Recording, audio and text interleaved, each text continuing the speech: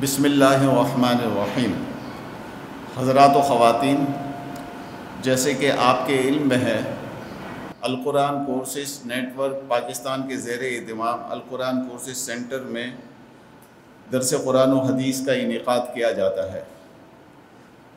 آج کا درس قرآن و حدیث بھی اسی سلسلے کی ایک کڑی ہے، اور آج کے درس قرآن و حدیث کا موضوع ہے مسلمانوں کے غیر مسلموں کے ساتھ تعلقات کی حدود۔ ہمارے آج کے مدرس جناب محترم ڈاکٹر سید عزیز الرحمن صاحب ہیں، جو کہ ریجنل دعویٰ سینٹر کے انچارج ہیں، کراچی کے دعویٰ سینٹر کے انچارج ہیں، اور جس کا الحاق ہے بین الاقوامی اسلامی یونیورسٹی اسلام آباد کے ساتھ۔ میں جناب ڈاکٹر صاحب سے گزارش کروں گا کہ مذکورہ موضوع پر درس قرآن و حدیث کا آغاز فرمائیں۔ الحمدللہ نحمده ونستعینه ونستغفره ونؤمن به ونتوکل علیہ ونعوذ باللہ من شرور انفسنا ومن سیئات اعمالنا من يهده الله فلا مضل له ومن يضلله فلا هادي له ونشهد أن لا إله إلا الله وحده لا شريك له ونشهد أن سيدنا وسندنا وحبيبنا ومولانا محمدا عبده ورسوله صلی اللہ تعالی علی خیر خلقہ وبارک وسلم تسلیما کثیرا کثیرا، اما بعد فاعوذ باللہ من الشیطان الرجیم، بسم اللہ الرحمن الرحیم، وما ارسلناک الا کافۃ للناس بشیرا ونذیرا،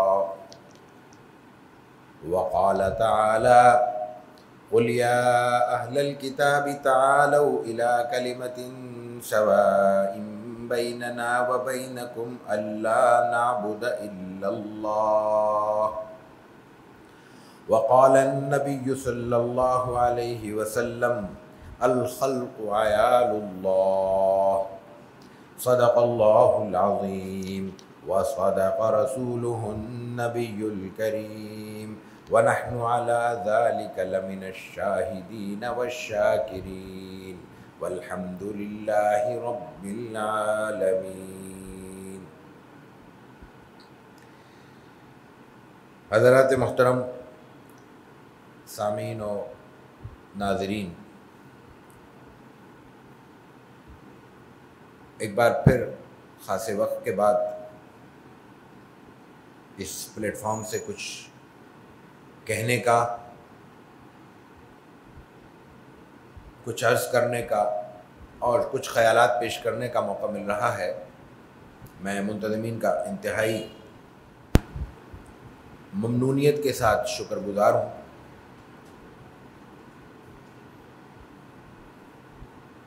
آج کا موضوع وسیع تو ہے، لیکن وسیع سے زیادہ حساس ہے، اور اس کی بہت سی وجوہات ہیں، غیر مسلموں سے تعلقات اور ان کے حدود۔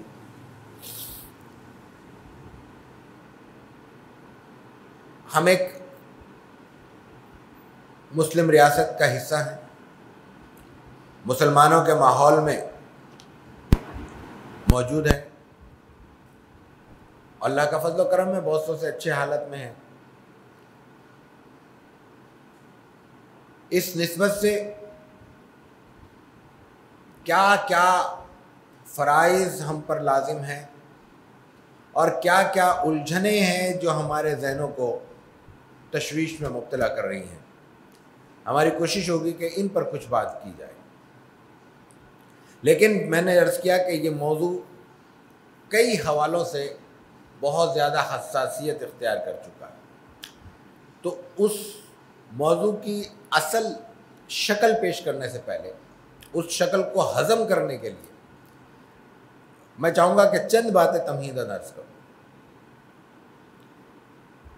اللہ تعالیٰ نے اس کائنات میں جب انسان کی تخلیق کی تو انسان کو اپنی تمام تر مخلوق میں سب سے زیادہ اعزاز اور اکرام کا مستحق قرار دیا، اور انسان کے لیے یہ اعزاز اور اکرام کا مقام اور مرتبہ اس کے بطور انسان ہونے کی حیثیت سے ہے۔ انسان کو انسان بنا کر انسانیت کے عنوان سے اس کو اعزاز عطا کیا۔ قرآن کریم بہت صاف لفظوں میں کہتا ہے وَلَقَدْ كَرَّمْنَا بَنِي آدَمَ وَحَمَلْنَاهُمْ فِي الْبَرِّ وَالْبَحْرِ، اور بھی آگے یہ آیت بہت ہی اس موضوع پر بہت زیادہ ہماری رہنمائی کرتی ہے، لیکن ہم صرف کرمنا پہ بات کرتے ہیں۔ انسان کو انتہائی درجے کا اکرام عطا کیا، اس میں کوئی کالے گورے کی تفریق نہیں ہے، قرآن نے بیان نہیں کی۔ اس میں کوئی مغرب اور مشرق کی تفریق نہیں ہے، قرآن نے بیان نہیں کی۔ اس میں اچھے اور برے کی تفریق نہیں ہے، قرآن نے یہاں بیان نہیں کی۔ اس میں مسلم اور غیر مسلم کی بھی تفریق نہیں ہے، قرآن نے یہاں بیان نہیں کی۔ وَلَقَدْ كَرَّمْنَا بَنِي آدَمَ، یہ ایک درجہ ہے اکرام کا، یہ سارے درجے نہیں ہیں۔ یعنی اللہ تعالیٰ کی تقسیم کی روح سے قرآن کریم میں صرف ایک آیت نہیں ہے کہ ہم اس آیت کو لیں اور باقی آیت کو نظر انداز کر دیں، وہ تمام آیات سامنے رکھیں تو اس میں درجے معلوم ہوتے ہیں۔ پہلا درجہ انسانیت کا ہے، یعنی اس دائرے میں تمام انسان برابر ہیں، اور اس دائرے میں اکرام کے بہت سے درجے ہیں جو اللہ تعالیٰ نے بغیر کسی تفریق کے ہر شخص پر شریعت کے اصول کے طور پر لاگو اور لازم کیے ہیں۔ میں نے یہاں لفظ استعمال کیا شریعت کے اصول کے طور پر، یہ قید بھی اب ہمیں وضاحت کے ساتھ لگانی بھی چاہیے، بیان بھی کرنی چاہیے۔ ہم اگر کسی کے اکرام کی بات کریں، کسی کے اعزاز کی بات کریں، کسی کے احترام کی بات کریں، تو جواب میں ایک جملہ، بہت آسان جملہ، اور آج کل تو چونکہ سوشل میڈیا کا دور ہے تو اب چیزیں آسان ہو گئی ہیں، اب سوچنا، غور و فکر کرنا، گہرائی میں اتر کر چیزوں پہ نظر رکھنا، یہ تو سطحیت کے دور میں یہ باتیں تو بڑی عجیب محسوس ہوتی ہیں۔ تو دوسری طرف یہ کہہ دیا جاتا ہے کہ فلاں نے یہ کیا، فلاں نے یہ کیا، آپ فلاں کو نظر انداز کر رہے ہیں۔ میں نے عرض کیا کہ شریعت کے اصول کے طور پر، شریعت کا اصول کس پر لاگو ہوگا؟ جو شریعت کو مانتا ہے۔ میں اگر اللہ کا نام لیتا ہوں، میں اگر اللہ کے رسول صلی اللہ علیہ وسلم کی امتی ہونے پر اپنا اعزاز سمجھتا ہوں، اور میں اگر قرآن کریم کو اور اللہ کے رسول صلی اللہ علیہ وسلم کی سنت کو، سیرت کو اپنے لیے ایک نمونہ عمل سمجھتا ہوں، تو مجھ پر ہی اس کا اطلاق ہوگا نا۔ جو اس کو تسلیم نہیں کرتا اس پر اس کے اطلاق کی کیا صورت ہوگی؟ تو قرآن کریم نے پہلے درجے میں پوری انسانیت کو ایک ایسے اعزاز اور اکرام کا مستحق قرار دیا ہے، اور جس کی شریعت نے درجہ بندی بھی کی ہے کہ اس میں سب برابر ہیں۔ اس کی ایک اور چھوٹی سی مثال لے کے بات کو آگے بڑھاتے ہیں، کیونکہ ہمیں اصل موضوع پر بہت جلدی سے آنا ہے۔ عہد نبوی میں، عہد مدنی میں ایک واقعہ عام طور پہ پڑھتے ہیں، بیان بھی کرتے ہیں، سنتے بھی ہیں کہ کوئی یہودی کا جنازہ تھا، رسول اللہ صلی اللہ علیہ وسلم اس کے احترام میں کھڑے ہو گئے۔ اس کا ایک مکالمہ ہے، وہ درست ہے، ثابت شدہ ہے۔ سوال یہ ہے کہ اس یہودی کے اکرام کے لیے آپ کھڑے کیوں ہوئے، اور یہودی کی میت کے لیے کیوں کھڑے ہوئے؟ یاد رکھیے، جو شریعت نے انسان کے اس تکریم کی وجہ سے، اکرام انسانیت کے لیے جو تقاضے ہم پر لازم کیے ہیں، ان میں ایک تقاضا یہ ہے کہ انسان، زندہ انسان تو قابل تکریم ہے ہی، مرنے کے بعد بھی اس کی تکریم کے کچھ تقاضے ہم پر لازم ہیں، جن میں ایک تقاضا یہ ہے کہ اس کو سلیقے سے دفن کیا جائے گا، اس کو کتوں، بلوں اور کووں اور گدھوں کو نوچنے کے لیے کھلا نہیں چھوڑ دیا جائے گا۔ یہ اس کی بطور انسان اس کی لاش کی حرمت کا تقاضا ہے. اس میں مسلم غیر مسلم برابر ہیں. فرق ہے، مسلمان کے تدفین الگ طریقے سے ہوتی ہے کہ اس کا ایک ضابطہ ہے، وہ لازم ہے، اور غیر مسلم اپنے طریقوں کے مطابق کر سکتے ہیں. لیکن کوئی غیر مسلم اگر اپنی کسی میت کو سنبھالنے کی پوزیشن میں نہیں ہے تو مسلم معاشرے کی ذمہ داری ہوگی کہ اس کو یا تو ان کے ضابطے کے مطابق یا اکرام کے کسی ضابطے کے مطابق اس کی تدفین کرے. یہاں رسول اللہ صلی اللہ علیہ وسلم سے جو سوال ہوا صحابہ کرام کا، جو اس مکالمے میں موجود ہے، وہ اس بنیاد پر تھا کہ مسلم معاشرے میں، مسلمانوں کے لٹریچر میں، قرآن کریم خاص طور پر قرآن کریم میں یہود اور نصارہ کے ساتھ مسلمانوں کے تعلقات کبھی بھی آئیڈیل صورتحال کے حامل نہیں رہے. ہمیشہ سے اور ان کے ساتھ ایک ٹکراؤ کی کیفیت رہی ہے. ہمیشہ سے، خصوصاً مدنی عہد میں ابتدائی سے یہود نے مسلمانوں کے ساتھ زیادتیوں کا سلسلہ شروع کیا. بنو نذیر ہیں، بنو قینقاع ہیں، بنو قریظہ ہیں، یہ تمام کے ساتھ لڑائیاں ہوئی ہیں اور بار بار ان کی عہد شکنی کے بعد پھر ان کو اس کی سزا ملتی رہی ہے. اس کیفیت میں آپ علیہ الصلوۃ والتسلیم ایک زندہ یہودی کے لیے نہیں، ایک مردہ یہودی کے لیے کھڑے ہوتے. تو رسول اللہ صلی اللہ علیہ وسلم نے ایک جملہ فرمایا اس کے لیے کہ یہ یہودی ہے تو کیا میت تو ہے. اس کا مفہوم کیا تھا؟ اس کا مفہوم یہی تھا تکریم انسان کا، کہ تکریم انسان اتنے درجے کی چیز ہے کہ محض زندہ انسان کا اکرام نہیں ہوگا، اس انسان کی روح قبض ہونے کے بعد اس کے خاکی وجود کو بھی دفنانے تک اس کا احترام کیا جائے گا. اور اس کے احترام کا کم سے کم درجہ یہ ہے کہ جب میت گزر رہی ہو تو کھڑے ہو جائیں. یہ مفہوم تھا اس حدیث کا، اس واقعے کا. تو رسول اللہ صلی اللہ علیہ وسلم نے قرآن کریم کی اس آیت کے ایک پہلو کو عملی طور پر ہمارے سامنے پیش فرمایا. انسان کی اس حیثیت کو پیش نظر رکھنے کے بعد مسلم معاشرے میں مسلم اور غیر مسلم کے تفریق سے ہٹ کر عمومی معاشرتی تعامل کی کیفیت کیا ہونی چاہیے، اس پر ایک مثال عرض کرتے ہیں. رسول اکرم صلی اللہ علیہ وسلم کی احادیث مبارکہ، آپ کے انتہائی جلیل القدر صحابہ اکرام سے یہ بات مروی ہے کہ آپ نے پڑوسی کے حقوق کی تلقین کی ہے، پڑوسی کا خیال رکھنے کی تلقین کی ہے. پڑوسی کے حقوق اور پڑوسی کے لفظ میں وسعت خود قرآن کریم نے بیان کی ہے.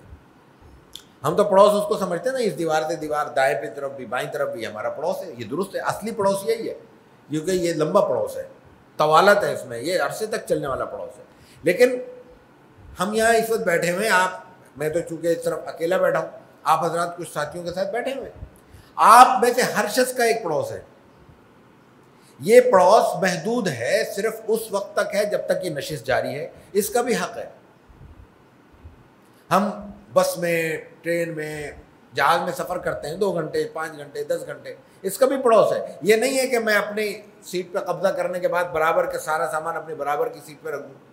یہ نہیں ہے کہ میں اس قدر چوڑا ہو کے بیٹھوں کہ میرا برابر والا ساتھی مجھ سے تکلیف میں آ جائے، جیسا کہ عام طور پہ لوگ کرتے ہیں اور اس پر اتراتے بھی ہیں. یا یہ کہ بعد میں آ کے بڑا فخر سے کہتے ہیں میں نے فلاں کو دبا کے رکھا. یہ پڑوس کا حق ادا نہیں کیا ہم نے. کچھ بھی ہو نہ ہو، ہم نے وقت گزار لیا. ہو سکتا ہے دوسرا بڑا صابر شاکر ہو، اس نے بھی صبر سے گزار لیا، لیکن اللہ کیا جواب دہی ہوگی، ہم نے پڑوس کا خیال نہیں رکھا. تو یہ جو پڑوس کا حق ہے، صحابہ کرام نے جو رسول اللہ صلی اللہ علیہ وسلم سے سنا، اس میں ایک صحابی رسول صلی اللہ علیہ وسلم کی تعبیر بڑی شاندار ہے مسئلہ سمجھانے کے لیے. وہ یہ کہتے ہیں کہ آپ نے اتنا اصرار کیا کہ پڑوس کا حق ادا کرو، پڑوس کا حق ادا کرو، ہمیں ایسا لگا کہ وہ ہمارا وارث بنا دیں گے اس کو. یہ جو پڑوس کا حق ہے یہ غیر مشروط ہے. غیر مشروط سے مراد 2 مثالیں عرض کر دوں، 2 باتیں عرض کر دوں. ایک تو اس سے غیر مشروط ہے کہ اس کا رویہ میرے ساتھ کیسا ہے. یاد رکھیے گا،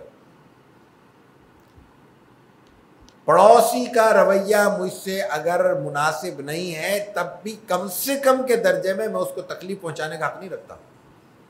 بہت سے زیادہ یہی ہوگا نا کہ میں مواسات نہیں کر سکتا، مدارات نہیں کر سکتا، اس کی خدمت نہیں کر سکوں، لیکن میں وہ کچرا پھینکتا ہے تو میں اس کے گھر کے آگے کچرا پھینکنے لگوں. نو، مجھے اجازت نہیں ہے اس کی، شریعت نے اجازت نہیں دی. میری اپنی شریعت، میرا اپنا مزاج، میرے اپنے تقاضے، میری اپنی نفسیات کیا کہتی ہے، مجھے اس سے علم نہیں، شریعت نے اجازت نہیں دی۔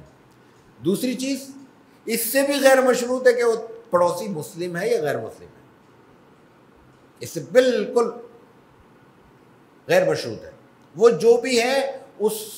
اچھا یہ شرط کیوں ہمارے پیش نظر نہیں ہوگی، یا یہ شرط کیوں نہیں عائد کی جا سکتی؟ اس لیے کہ یہاں رسول اللہ صلی اللہ علیہ وسلم نے پڑوس کا لفظ استعمال ہے، جار کا لفظ استعمال کیا، مسلم غیر مسلم کا استعمال ہی نہیں کیا۔ یعنی اس کا جو حق ہے وہ مسلم اور غیر مسلم ہونے کی حیثیت سے نہیں ہے، پڑوسی ہونے کی حیثیت سے۔ یہ بات سمجھ لینا اس لیے ضروری ہے تاکہ ہمیں یہ اندازہ ہو سکے کہ مسلم معاشرے میں تعامل، یعنی ایک دوسرے کے ساتھ تعلق کے درجے کیا ہیں، تقاضے کیا ہیں۔ اس سے ایک اصول ہمارے سامنے یہ واضح ہوتا ہے کہ چونکہ معاشرت کہتے ہی ایک دوسرے سے ملنے کو ہے، ایک دوسرے سے تعلق کو ہے، ایک دوسرے سے ربط کو ہے، ایک دوسرے کے ساتھ عمل کرنے اور زندگی گزارنے اور بتانے کو کہتے ہیں، تو یہ عمل اس وقت تک مکمل نہیں ہو سکتا جب ایک دوسرے کے لیے نرمی کے، خیرخواہی کے، ایک دوسرے کے ساتھ کام آنے کے، ایک دوسرے کے ساتھ ہمدردی کے جذبے موجود نہ ہوں۔ اگر میں ایک شخص کے لیے دل میں نفرت کے جذبات رکھتے ہوئے اس کے ساتھ میں سودا لینے جاؤں تو میں 1 کلو آٹا بھی نہیں خرید سکتا، تجربہ کر کے دیکھ لیں۔ حالانکہ میں نے سودا لیا، چلا گیا، میں نے کوئی رشتہ داری تو نہیں کرنی، ہو سکتا ہے زندگی بھر اس سے سامنا آمنا نہ ہو، لیکن ہم نہیں کر سکتے۔ ہم کس دکاندار کے پاس جاتے ہیں، اور اگر ایک بار کھٹپٹ ہو جائے کسی بھی وجہ سے، چاہے میری غلطی کیوں نہ ہو، پلٹ کے جاتا ہے کوئی دکاندار کے پاس، آپشن اتنے موجود ہیں، میں کیوں لوں اس سے، برابر والے سے کیوں نہ لے لوں، جو زیادہ تمیز سے بات کرتا ہے، زیادہ اس کا رویے میں نرمی ہے، زیادہ ہمدردی ہے، خیال کرتا ہے۔ تو اصل چیز جو یہاں ہمارے سامنے آئی کہ وہ اس کا معاملہ مسلم اور غیر مسلم کا کیوں نہیں ہے، حالانکہ شریعت نے مسلم اور غیر مسلم کے معاملے میں بہت حساسیت بھی دکھائی ہے، میں اس پہ آگے آتا ہوں میں اس پہ۔ اس کی وجہ صرف اور صرف یہ ہے کہ عمومی انسانی معاشرت میں، تمدن میں ایک دوسرے کے ساتھ تعلق کے اظہار کے سوا ہمارے پاس کوئی چارہ نہیں ہے۔ دنیا میں کوئی خطہ ممکن نہیں ہے ایسا اگایا جا سکے، بنایا جا سکے بڑے پیمانے پر، 150 افراد کی آبادی تو کی جا سکتی ہے، کہ جہاں پہ ہر اعتبار سے یکسو اور یک رخ افراد موجود ہوں، اور محسوس یہ ہوتا ہے کہ یہ شریعت کو منظور بھی نہیں ہے۔ یہ الگ موضوع ہے، کبھی معاشرتی تعلیمات اور تعلقات پر بات کریں گے انشاءاللہ، یہ الگ موضوع ہے، لیکن یہ ممکن نہیں ہے کہ ایک جیسے خیالات کے حامل افراد ایک جگہ آپ جمع کر لیں، کہیں نہ کہیں کوئی نہ کوئی فرق ضرور محسوس ہوگا اور پیدا ہوگا، اور یہ وہ فرق ہے جو قرآن کریم نے بیان کیا ہے کہ یہ اللہ تعالیٰ نے رنگوں کا فرق پیدا کیا ہے، اور جو چیز اللہ تعالیٰ تخلیق فرماتے ہیں انسان اپنی ساری سعی اور کوشش کے باوجود اس کو ختم کیا، اس کا ایک کونا بھی کم نہیں کر سکتا۔ یہ ایک مرحلہ ہے۔ 2 باتیں ہو گئی، تیسری بات قرآن کریم کی میں نے جہاں سے آغاز کیا، رسول اللہ صلی اللہ علیہ وسلم کے لیے فرمایا وَمَا أَرْسَلْنَاكَ إِلَّا كَافَّةً لِلنَّاسِ بَشِيرًا وَنَذِيرًا۔ اور بھی آیات ہیں قرآن کریم میں کہ رسول اکرم صلی اللہ علیہ وسلم کو اللہ تعالیٰ نے ایک تو رحمت للعالمین بنا کے بھیجا، عالمین عالم کی جمع ہے، ہم ایک چھوٹے سے عالم میں موجود ہیں، خدا جانے اللہ تعالیٰ نے اس جیسے کتنے عالم بنائے پیدا کیے ہیں، ان تمام عالموں کے لیے اگر کوئی رحمت عام کی حیثیت رکھتی ہے تو وہ ذات رسالت واب علیہ الصلوۃ والتسلیم، اور اس کے علاوہ وَمَا أَرْسَلْنَاكَ إِلَّا كَافَّةً لِلنَّاسِ بَشِيرًا وَنَذِيرًا۔ میرا خیال ہے کہ میں اس کا ترجمہ نہیں کر سکتا، شاید ترجمہ نہیں کر سکتا۔ کافۃ للناس کہتے ہیں پوری انسانیت، اور اس پوری انسانیت میں ہر وہ شخص شامل ہے جو انسان کی حیثیت سے اس دنیا میں تولد ہو چکا ہے یا آئندہ پیدا ہوگا۔ پوری انسانیت کے لیے آپ نذیر بھی ہیں اور بشیر بھی ہیں۔ نذیر بھی سب سمجھتے ہیں، بشیر بھی سب سمجھتے ہیں۔ اللہ کے بتائے ہوئے احکامات پر نہ چلنے کی صورت میں تنبیہ کرنے والا نذیر ہے، اور اللہ کے احکامات کی پیروی کرنے کی صورت میں بشارت دینے والا بشیر ہے۔ دونوں صورتوں میں آپ علیہ الصلوۃ والتسلیم کی حیثیت ہے، اور دونوں کی جامعیت کو رحمت کہتے ہیں۔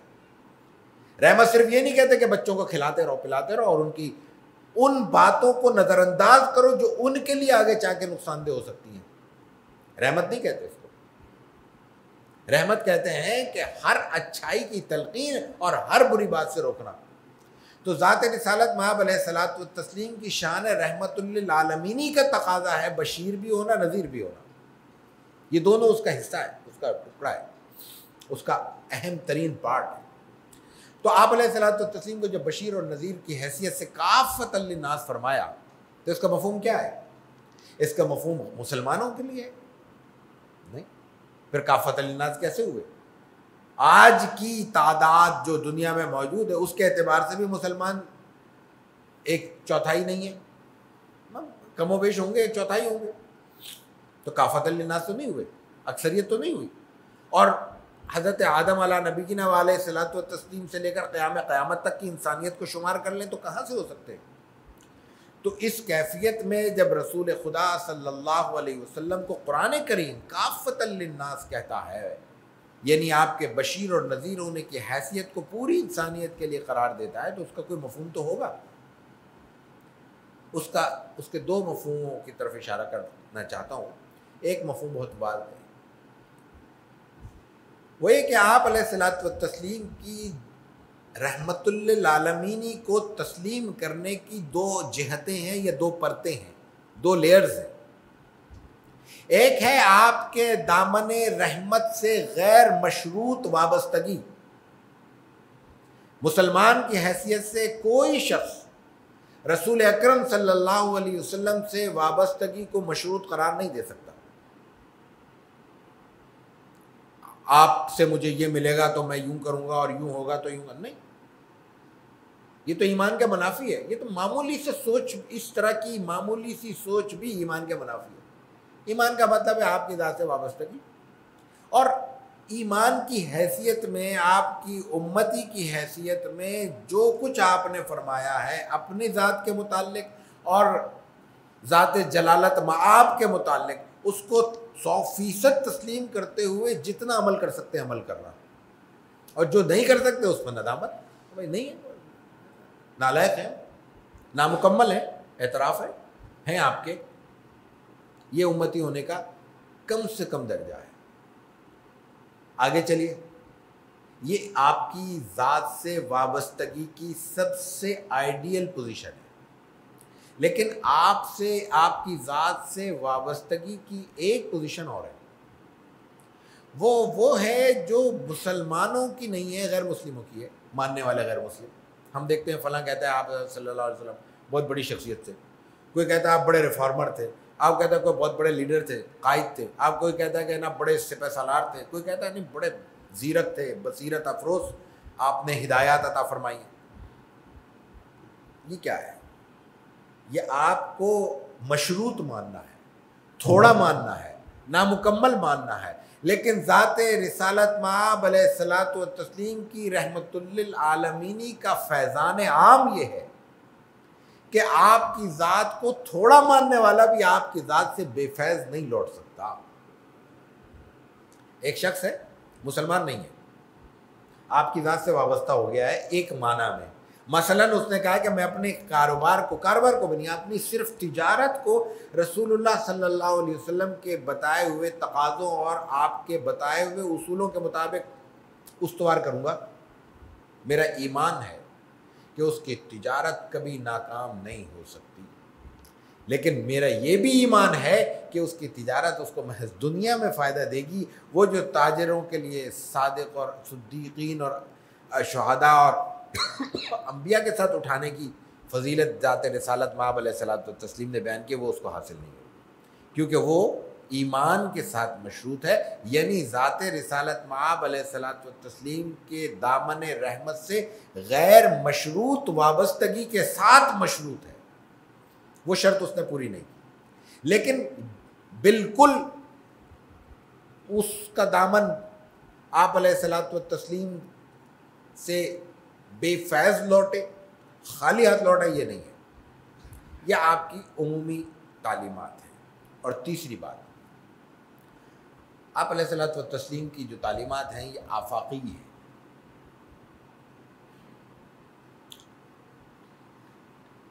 یہ لفظ جو میں نے آفاقی استعمال کیا، میں اسے سوچ رہا ہوں کہ میں تو اصل موضوع پر آنے سے پہلے اس آفاقیت میں اگر الجھ گیا تو کئی نشستیں تو اس پہ گزر جائیں گی۔ علامہ سید سلیمان ندوی رحمہ اللہ کی شورۂ آفاق کتاب ہے خطبات مدراس، اس میں آپ علیہ الصلوۃ والتسلیم کی عالمگیریت، تاریخیت، آفاقیت کو جس انداز سے انہوں نے بیان کیا ہے، مسلمانوں کے 1400 برس کے لٹریچر میں انگریزی، اردو، عربی میں اس سے ہٹ کر کوئی کتاب کم از کم ہماری نظر سے نہیں گزری۔ اس آفاقیت کا ایک تقاضا یہ ہے کہ آپ علیہ الصلوۃ والتسلیم کی تعلیمات جیسے آپ کے عہد مبارک میں ہر اعتبار سے نافذ العمل بھی تھیں یا قابل نفاذ تھیں، اسی طرح آج قابل نفاذ ہیں، اسی طرح آج سے 1000 سال بعد بھی قابل نفاذ ہوں گی۔ اس کا مفہوم یہ ہوا کہ یہ تعلیمات آج کی زبان میں عرض کروں تو رد عمل کا نتیجہ نہیں ہے، ان کی تعلیمات کے نتیجے میں عمل اور رد عمل کا سلسلہ جاری ہو سکتا ہے۔ ہماری پوری مذہبی اور غیر مذہبی، سیاسی اور معاشی اور معاشرتی دنیا رد عمل پر کھڑی ہے۔ آج دنیا میں تماشا دیکھ لیں، اس نے اتنا ٹیرف لگایا تو ہم اتنا لگائیں گے، رد عمل ہے، عمل نہیں ہے، ایک طے شدہ پالیسی نہیں ہے۔ پالیسی میں تبدیلی ہے بہت تیزی کے ساتھ، اور وہ تبدیلی اپنے اصولوں پر نہیں ہے، دوسروں کے اصولوں کے ماتحت ہے۔ یہ سلام کرے گا تو میں سلام کروں گا، آپ مجھے دعوت پہ بلائیں گے تو میں بھی کوشش کر لوں گا کہ آپ کو چائے پہ بلا لوں، نہیں۔ اسلامی تعلیمات جیسے میں نے عرض کیا پڑوسی کا معاملہ ہے، یہ تعلیم ہے نا رسول اللہ صلی اللہ علیہ وسلم، یہ اسوہ حسنہ ہے، یہ مشروط نہیں ہے۔ فلاں کے گھر سے اگر دستی آئی ہے تو میں نے ران بھیج دی، یہ مشروط ہے، یہ مشروط نہیں ہے آپ کی تعلیمات۔ تو رسول اللہ صلی اللہ علیہ وسلم کی تعلیمات یا اسلام جس کو ہم کہتے ہیں، شریعت اسلامی جس کو ہم عمومی لفظوں میں کہتے ہیں، اس کی کوئی تعلیم عمومی طور پر اس اصول کے ساتھ وابستہ نہیں ہے کہ فلاں کا یہ عمل ہوگا تو میرا یہ عمل ہوگا۔ چند استثناء مجبوری کی صورت میں موجود ہیں، مثلا کاروباری دنیا میں جیسے میں نے ابھی ٹیرف کی بات کی، اسلام کا ایک عمومی اصول ہے کہ جب ہم محصول لیتے ہیں، یعنی جب ہم بارڈر کراس ہوتا ہے، کوئی ہماری حدود میں آتا ہے یا ہم کسی اور کی حدود میں جاتے ہیں، تو اسلام کا بڑا اصول ہے یا تو معاہدہ کر لیں، یا یہ کہ ہمارے تاجر جو پرسنٹیج دے رہے ہیں آپ کا تاجر ہمیں وہ پرسنٹیج دے دے۔ یہ تو ظاہر ہے کہ مجبوری ہے، اس میں ہم کوئی ضابطہ مقرر کر نہیں سکتے، شریعت نے اس لیے آزاد چھوڑا ہے۔ لیکن عمومی طور پر خاص رویوں کے معاملے میں اسلام نے کوئی تعلیمات ایسی عطا نہیں کی۔ آگے جو میں تعلیمات پیش کرنے جا رہا ہوں رسول اللہ صلی اللہ علیہ وسلم کی، اور اس میں آخر میں پھر ایک اور بات عرض کروں گا، اور میں بہت سی جگہ محسوس ہوگا کہ ہم غیر مسلم کو فیور دے رہے ہیں۔ آج کی جو صورتحال ہے اس میں تو فیور دینے کی بالکل گنجائش ہی نہیں بنتی، مسلمان چاروں طرف سے پٹ رہے ہیں۔ اس کیفیت میں کیسے ممکن ہے کہ ہم کسی کو فیور دیں، اور کیسے ممکن ہے کہ میں کہوں کہ ہمارے پاس کوئی غیر مسلم آئے تو اس کا خیال رکھو؟ مطلب سچی بات ہے کہ زبان لڑکھڑا جاتی ہے، ذہن ساتھ نہیں دیتا۔ لیکن میرے سامنے قرآن ہے، میرے سامنے رسول اللہ صلی اللہ علیہ وسلم کے فرامین ہیں، میرے سامنے رسول اللہ صلی اللہ علیہ وسلم کی سنت ہے، اور میرا ایمان ہے اس کے ساتھ کہ یہ ہمیشہ کے لیے ہے۔ تو میری زبان کیسے یہ کہہ سکتی ہے کہ وہ تعلیم جو آپ علیہ الصلوۃ والتسلیم نے آج سے 1450 برس پہلے تھی وہ آج ویلڈ نہیں رہی؟ نعوذ باللہ، وہ آج قابل نفاذ نہیں رہی، نعوذ باللہ۔ قرآن کریم تو جو کچھ کہہ رہا ہے وہ آپ کے سامنے ہے۔ چوتھی بات، اس سارے عمل میں اللہ تعالیٰ نے، یا ہم پھر مختصر کر لیں شریعت اسلامی نے، اس میں رسول اللہ صلی اللہ علیہ وسلم کی تعلیمات اور اسوہ حسنہ اور سیرت طیبہ شامل ہو جاتی ہے۔ مسلمانوں کو اپنے دائرے میں اپنے ماحول کو منظم کرنے کے لیے کچھ انفرادی اور امتیازی تعلیمات بھی عطا کی ہیں، اور اس کا فرق میں آگے جا کے بالکل اختتام پہ بیان کروں گا کہ غیر مسلموں کے ساتھ روابط کو برقرار رکھنے کے جو اصول ہیں وہ اصول محض روابط تک ہیں، مودت تک نہیں ہیں۔ رشتہ مودت یعنی انتہائی دلی تعلق اور دوستی صرف مسلمان کی غیر مسلم کے ساتھ ہے، کہ رسول خدا صلی اللہ علیہ وسلم نے فرمایا کہ المسلم اخو المسلم، مسلمان مسلمان کا بھائی ہے۔ اور اس سلسلے کی آخری ہی کہہ لیں بات،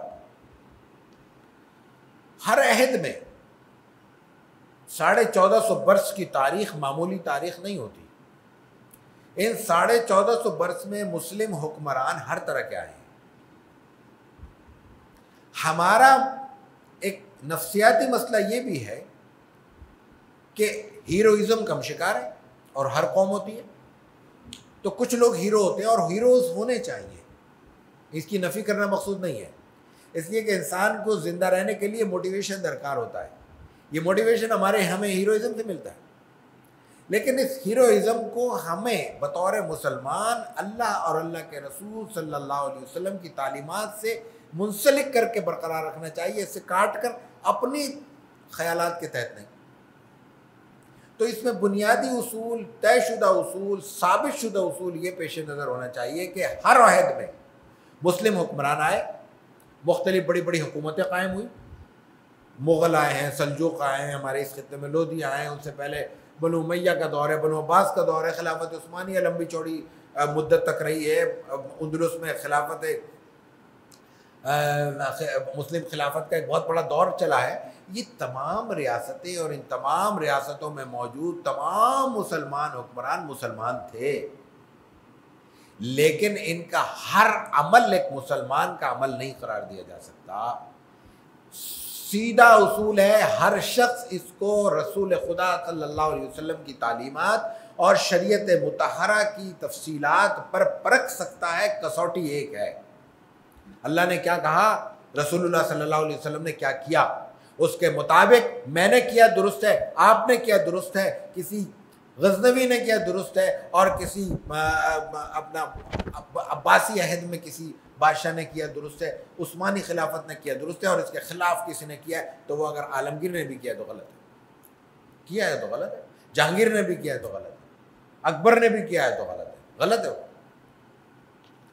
لیکن غلط سے مراد وہ ہے جو ثابت شدہ غلط ہو.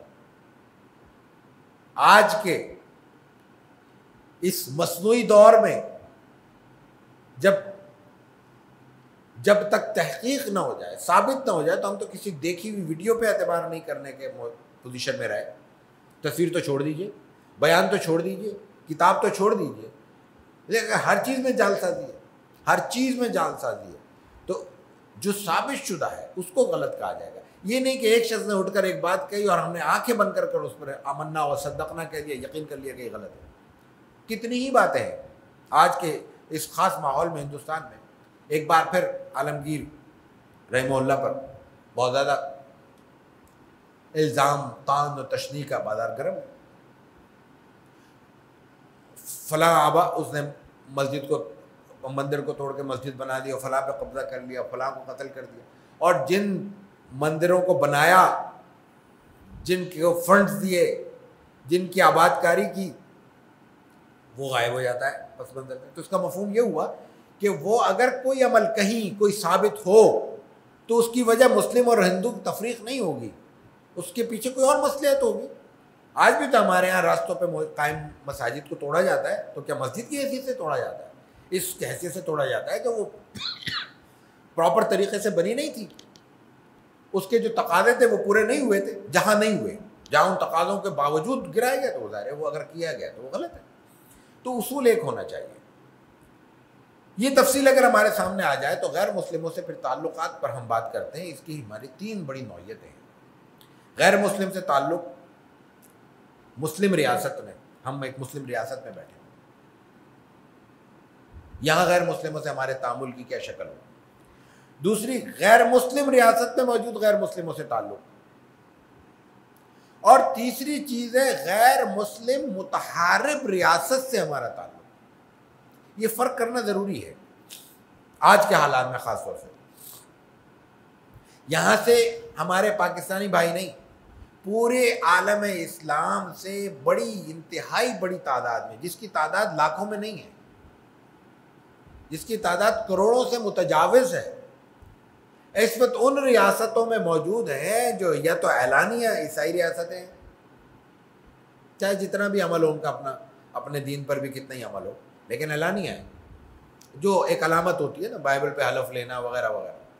یا یہ کہ وہ پھر سیکولر ہیں، مسلم غیر مسلم کی کوئی تفریق ان کے بیان کے مطابق نہیں ہے. عمل کیا ہے وہ جانے، یا ظاہر ہے کہ جو لوگ جانتے ہیں وہ جانتے ہیں. ان ریاستوں میں موجود مسلمانوں کو علی الاطلاق یہ کہہ دینا کسی بھی شریعت سے واقف شخص کے لیے ممکن ہی نہیں ہے. نہ کسی نے کہا کہ وہ حالت جنگ میں، یعنی امریکہ میں رہنے والے کو حالت حرب میں کیسے قرار دے سکتے ہیں.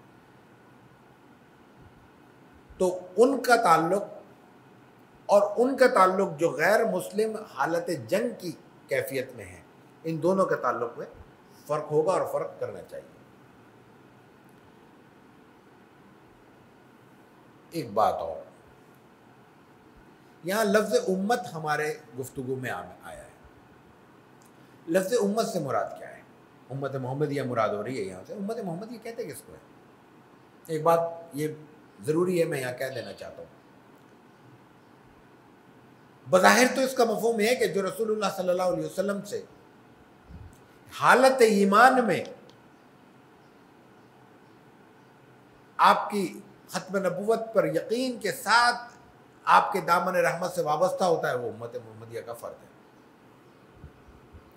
لیکن امت محمدیہ کی دو بڑی جہتیں ہیں.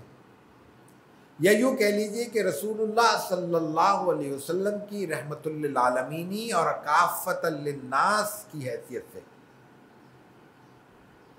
آپ کی دو بڑی حیثیت ہیں. ایک تو یہ ساری امت آپ کو عطا ہوئی ہے، جیسی بھی ہے، ہم جیسی ہے،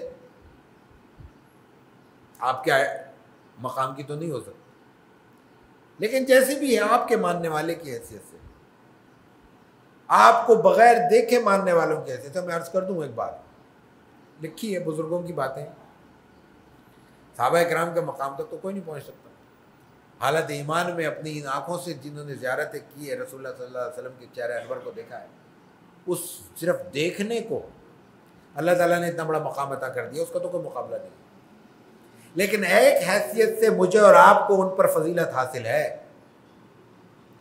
وہ رسول اللہ صلی اللہ علیہ وسلم کے چہرہ انور کو دیکھ کر ایمان لائے ہیں. وہ چہرہ انور جس کو کوئی بھی غیر جانبدار شخص، جس کے دل میں پہلے سے کھوٹ نہ ہو، دیکھ کر جھٹلا ہی نہیں سکتا تھا. ایسا روشن چہرہ آپ کو عطا کیا گیا تھا. اس چہرے کو دیکھ کر وہ ایمان لائے ہیں، اور ہم یہ بغیر دیکھے ایمان لائے ہیں. تو ہمیں یہ اس اضافی مقام اور اعزاز حاصل ہے رسول اللہ صلی اللہ علیہ وسلم. یہ ذہن میں رکھنا چاہیے. تو آپ علیہ الصلوۃ والتسلیم کی دو حیثیتوں میں بات کر رہا تھا میں. ایک آپ علیہ الصلوۃ والتسلیم کہ یہ امت ہے، اس کو ہم کہتے ہیں امت اجابت. امت اجابت کا مطلب وہ امت جس نے آپ کی دعوت پہ لبیک کہا اور آپ کی نبوت کو، بلکہ ختم نبوت کو قبول کیا، حالت ایمان میں آپ کے ذات سے، آپ کے دامن رحمت سے وابستہ ہو گئے. اس کے علاوہ پوری کائنات، اس کائنات میں موجود ہر فرد امت دعوت کا درجہ رکھتا ہے. امت دعوت کا مطلب ان میں سے ہر شخص رسول اللہ صلی اللہ علیہ وسلم کا امتی ہے.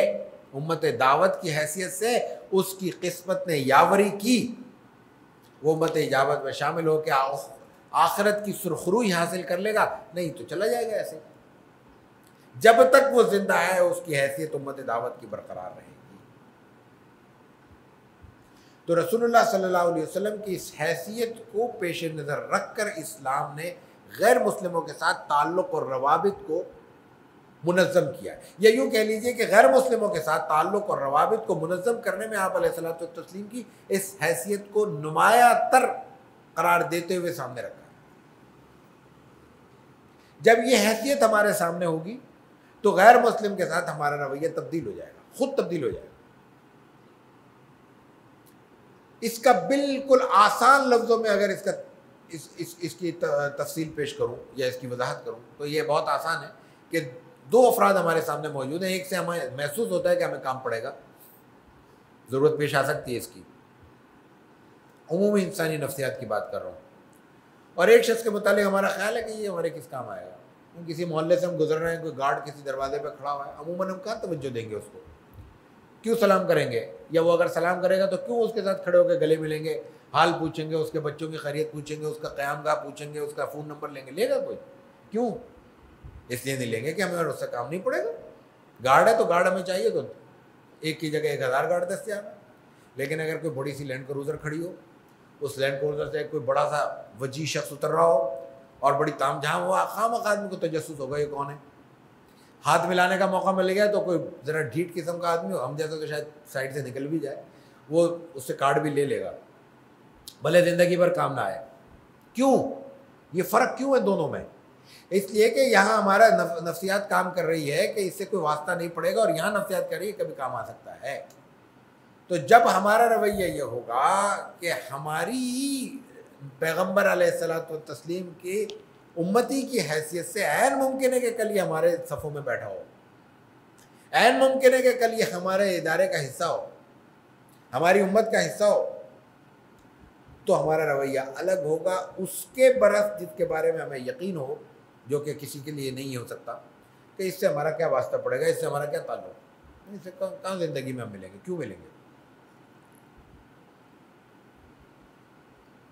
تو خاص طور پر جو 2 تقسیمیں میں نے بیان کی کہ مسلم ریاست میں اور غیر مسلم ریاست, اس میں ایک چھوٹا سا فرق ہے, باقی تو تعامل کی چیزیں, عمل, ایک دوسرے کے ساتھ خیر خواہی اور مواسات کی باتیں ہیں.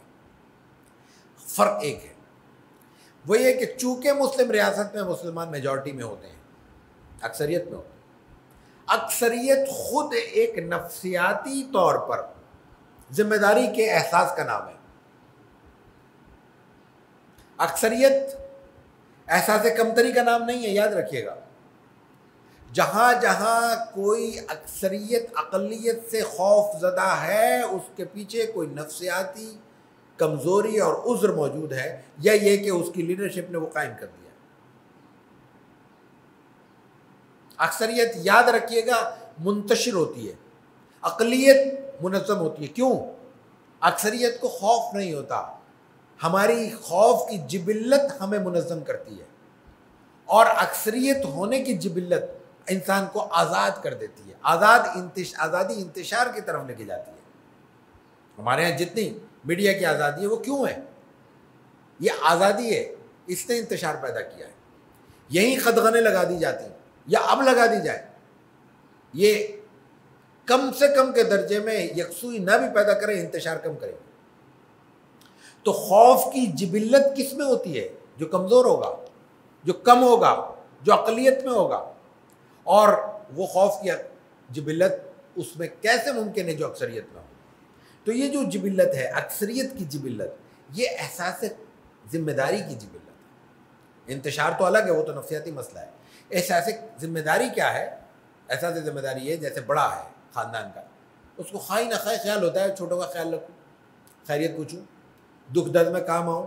خاندان کے بڑا, از خود بڑا نہ بھی بنے, لوگ اس کو بڑا بنا دیتے ہیں کہ اپنے دکھ درد میں اس کو شریک کرتے ہیں. چچا کو بلاؤ بھائی, شادی کا موقع ہے. ابا کو بلاؤ, دادا کو بلاؤ, وہ بیٹھیں گے, فلاں کا موقع ہے, یا فلاں مشورہ ہے, بیٹھنا ہے, ان سے مشورہ لے کے. بعض ایسے بزرگ ہوتے ہیں جو مشورے کی عمر سے گزر چکے ہوتے ہیں, احتراماً بلایا جاتا ہے, یہ ان کی عمر کا تقاضا ہوتا ہے. وہ بڑے ہیں, وہ بڑا کیوں ہے؟ وہ اکثریت ہے اس کے ساتھ. اکیلا تنہا آدمی بھی کوئی بلائے گا کسی کو؟ خاندان میں اکیلے ہی بچا ہوں, کون بلائے گا مجھے؟ خاندان ہی نہیں ہے تو بلائے گا کون؟ اکثریت کے ساتھ اس کا تعلق جڑتا ہے, تو اس میں ایک احساس پیدا ہوتا ہے, نہیں مجھے جانا ہے, 10 کام چھوڑ کے جاؤں گا میں. کیوں؟ بڑا ہوں میں, لوگ میری شکل دیکھ رہے ہوں گے, میری راہ تک رہے ہوں گے. تو جب ہم ایک مسلم ریاست میں ہوں تو غیر مسلم اور مسلم ریاست میں بنیادی فرق یہ ہونا چاہیے, یہ شریعت نے اصول کے طور پہ ہمارے سامنے رکھا ہے کہ وہ احساس ذمہ داری ہونا چاہیے. وہ احساس ذمہ داری کیا ہوگا؟ کہ ہم ان میں خوف کی سطح کو بلند نہ ہونے دیں. اور یہ احساس ذمہ داری ہماری اکثریت کی بقا و سالمیت کے لیے بھی ضروری ہے, اس لیے کہ جس طرح میں نے عرض کیا کہ خوف بڑھتا جائے گا, وہ منظم ہوتے جائیں گے.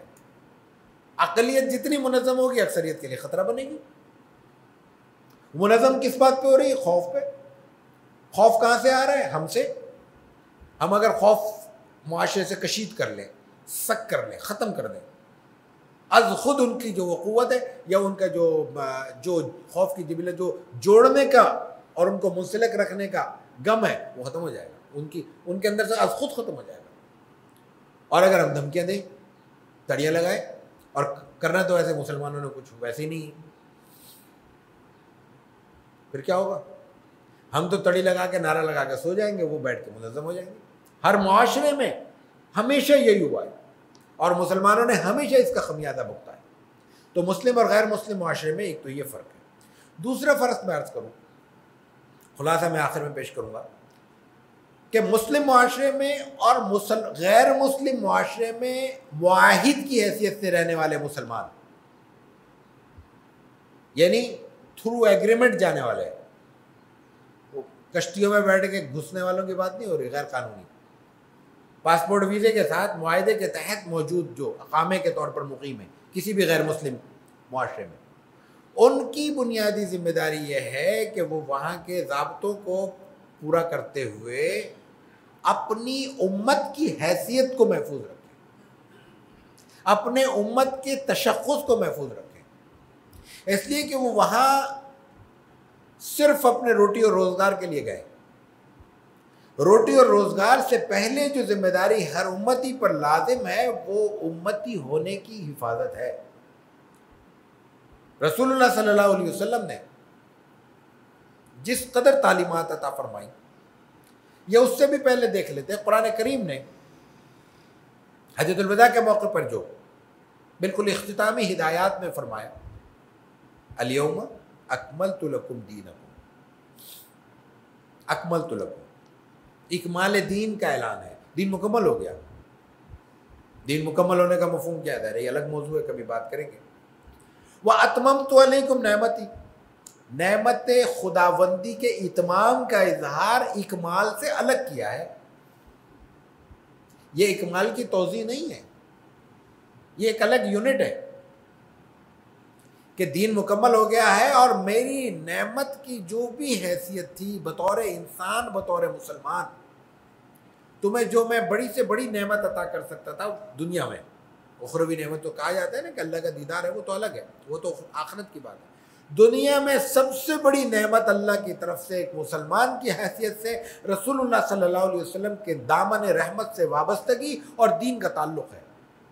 وَأَتْمَمْتُ عَلَيْكُمْ نعمت، قرآن کہہ رہا ہے، وَرَضِيتُ لَكُمُ الْإِسْلَامَ دِينًا۔ اور تیسری بات یہ ہے کہ دینوں کے معاملے میں بڑی آوازیں اٹھیں گی، اتحاد ادیان کی بات ہوگی، سب ایک ہیں، سب ایک طرف بلاتے ہیں، اس کو مان لو، اس کو مان لو، رب کو مان لو، بھگوان کو مان لو، ایک ہی بات ہے۔ وَرَضِيتُ لَكُمُ الْإِسْلَامَ دِينًا۔ اور دوسری جگہ فرمایا إِنَّ الدِّينَ عِنْدَ اللَّهِ الْإِسْلَامُ، دین صرف اور صرف دین کی حیثیت سے اللہ کے ہاں قابل قبول ہے تو اسلام ہے، اس کے علاوہ اگر کوئی اختلاف کرتا ہے تو وہ اپنے راستے تلاش کر لے، ہمارا راستہ نہیں ہے، ہمارا راستہ یہ ہے۔ یہ بات، اس کا اطلاق محض کراچی میں بیٹھ کے، اسلام آباد میں بیٹھ کے، ریاض میں بیٹھ کے، جدہ میں بیٹھ کے، دوحہ اور قطر میں بیٹھ کے نہیں ہوگا، اس کا اطلاق ہر معاشرے میں ہوگا۔ وہ معاشرہ ہماری خوش قسمتی ہوگی کہ مسلم معاشرہ ہو، اور اگر آزمائش کے طور پہ ہم کسی غیر مسلم معاشرے میں ہیں تو وہاں پہ بھی ہمارے لیے تمام احکامات لاگو ہیں، ان کو پیش نظر رکھنا ہماری ذمہ داری ہے۔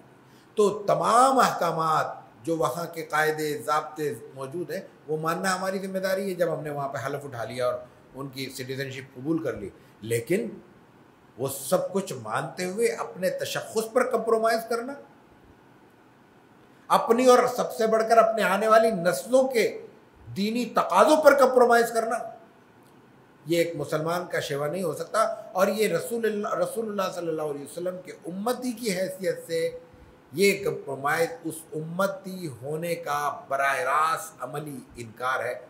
اللہ تعالیٰ حفاظت فرمائے۔ اس حیثیت میں امت دعوت کا مطلوب کردار بھی ہمارے سامنے آتا ہے، خصوصاً غیر مسلم معاشرے میں۔ جب ہم کسی مسلم معاشرے میں، تو یقیناً ہماری ذمہ داری ہے ہی، وہ صرف مسلمانوں کی نہیں ہے، وہ پوری ریاست کی ذمہ داری ہے۔ وَلْتَكُمْ مِنْكُمْ أُمَّةٌ يَدْعُونَ إِلَى الْخَيْرِ يَأْمُرُونَ بِالْمَعْرُوفِ وَيَنْهَوْنَ عَنِ الْمُنْكَرِ۔ اگر کہیں تمہیں ریاستی ذمہ داریاں ملتی ہیں، حکومتی مناصب ملتے ہیں، تو سب سے پہلے تمہاری ذمہ داری یأمرون بالمعروف وینہون عن المنکر، امر بالمعروف کرو، نہی عن المنکر کرو۔ پوری کائنات اور کائنات میں موجود اللہ کی ہدایات انہی دو لفظوں میں ہیں۔ کچھ باتیں جو کرنے کی ہیں اس کا حکم دو، کچھ باتیں جو بچنے کی ہیں ان سے منع کرو، بس دین پورا ہو گیا، سارا خلاصہ اس میں شامل ہو گیا۔ تو رسول اللہ صلی اللہ علیہ وسلم نے یہ الگ سے ہمیں تلقین فرمائی۔ اور تیسری بات اس موضوع پہ جو میں نے کہا کہ وہ ریاستیں جو متحارب ہیں، جب حالت جنگ کی کیفیت پیدا ہو جائے، چاہے اعلانیہ یا غیر اعلانیہ، تو وہ پھر عام حالات نہیں رہتے، سب کو پتہ ہے، اس کو ہنگامی حالات کہتے ہیں۔ ہنگامی حالات کے قوانین عام حالات کے بالکل خلاف برعکس ہوتے ہیں۔ ابھی مجھے اور آپ کو اختیار ہے کہ میں اپنے گھر میں 2 کلو گندم رکھوں یا 200 من گندم رکھوں، میرے پاس اسٹاک کی گنجائش ہے، میں 200 من گندم اپنے استعمال کے لیے رکھ سکتا ہوں، کوئی نہیں پوچھے گا۔ میں 100 بوری چاول کے گھر میں ڈال سکتا ہوں تو کوئی نہیں پوچھے گا۔ لیکن خدا نہ خواستہ حالت جنگ ہو یا حالت قحط ہو، اعلان ہو جائے، وہی کام جو عام حالات میں میرے لیے جائز تھا قانوناً ناجائز ہو جائے گا، شرعاً مجھے اس پر عمل کرنا ہوگا۔ وہ جو گندم میرے گھر رکھی ہو مجھے بیچنی پڑے گی، نکالنی پڑے گی۔ وہ جو میں نے اسٹاک کیا ہوا تھا آٹا یا چاول، وہ مجھے مارکیٹ میں لانے پڑیں گے۔ کیوں؟ حکم ہو گیا ہے، حالت جنگ ہے، خدا نہ خواستہ، اللہ تعالیٰ حفاظت فرمائے، عافیت عطا فرمائے۔ ہم بڑے آسانی کے ساتھ لفظ انقلاب بول دیتے ہیں، یہ نہیں دیکھتے کہ لفظ انقلاب کے پیچھے کتنے خطرات چھپے ہوئے ہیں۔ اللہ تعالیٰ سے عافیت مانگنی چاہیے، انقلاب نہیں مانگنا چاہیے، عافیت مانگنی چاہیے، اور عافیت میں تدریجاً ایسی تبدیلی مانگنی چاہیے جو ہمارے لیے خیر اور خوشی اور راحت اور رحمت کا باعث بنے۔ تو حالت جنگ میں قواعد کا اطلاق الگ ہوتا ہے۔ یہ جو ہمارے ہاں بائیکاٹ کی بات ہوتی ہے، یہ حالت جنگ کی بات ہے، عام حالات کی بات نہیں ہے۔ حالت جنگ میں پھر اس کے اپنے تقاضے ہیں، وہ موضوع نہیں ہے ہمارا، تو اس پر تفصیل سے بات نہیں ہو پائے گی۔ یہاں یہ جو میں چند باتیں عرض کی، ان میں ایک بات اور عرض کرنی ہے، بہت نازک ہے، اور سچی بات یہ کہ مجھے کہا جائے کہ میں اس میں فرق کروں تو میں نہیں کر سکتا، میری صلاحیت نہیں ہے۔ وہ یہ ہے کہ ان معاملات میں مسلمان مفکرین کی آراء مختلف ہوں گی، غیر مسلموں سے تعلقات، چند باتیں میں عرض کرتا ہوں۔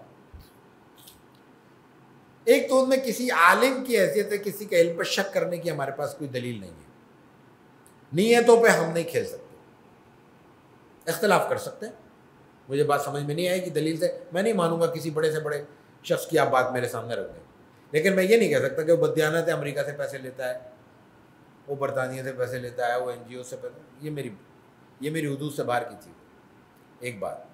دوسرا، مداہنت اور مصلحت میں فرق کرنا بھی ہماری ذمہ داری ہے، اگرچہ کہ یہ فرق کرنا ہر ایک کی صلاحیت نہیں ہے، میں نے عرض کیا میرے پاس نہیں ہے۔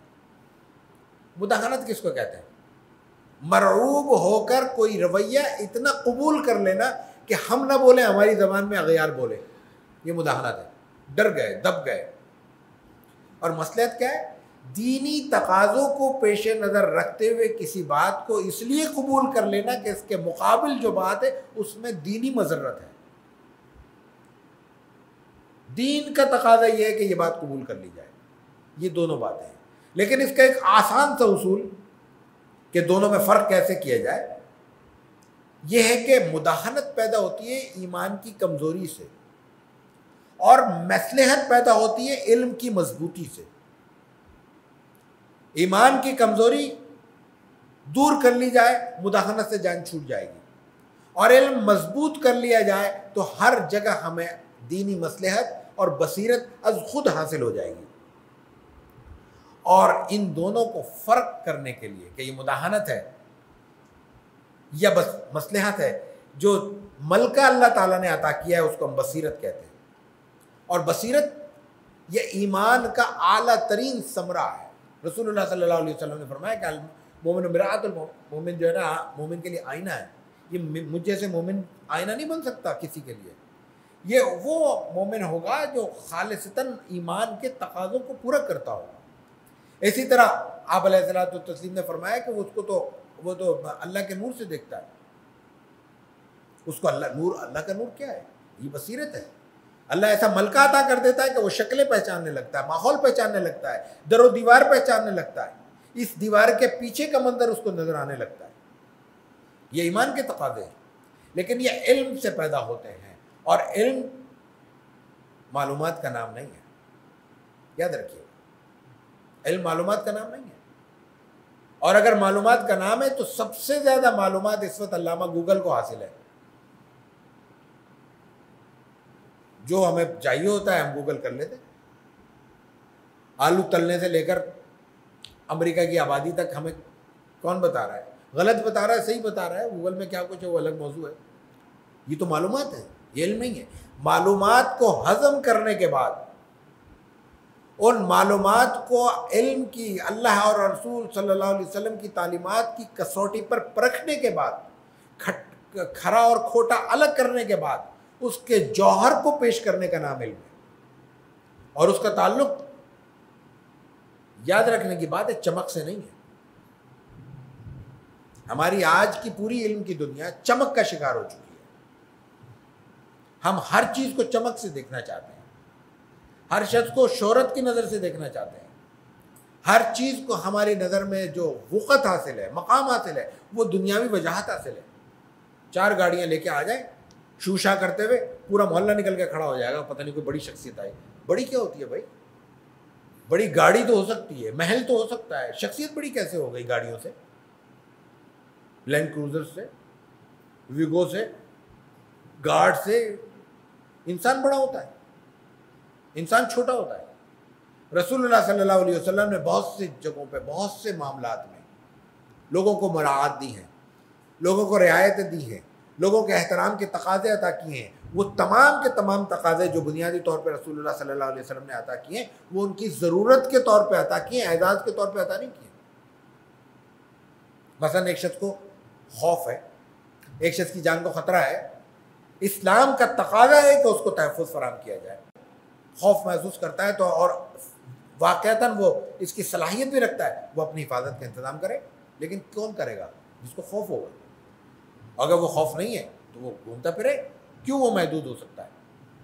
خیر، تو رسول اللہ صلی اللہ علیہ وسلم نے، اور پھر خود آپ علیہ الصلوۃ والتسلیم سے پہلے قرآن حکیم نے غیر مسلم کی مسلم معاشرے میں رہنے والوں کے جو حقوق بنیادی عطا کیے ہیں، ان کو بس چند جملوں میں عرض کرتا ہوں، کہ اس کی تفصیل میں جانا تو ہمارا دائرہ نہیں ہے۔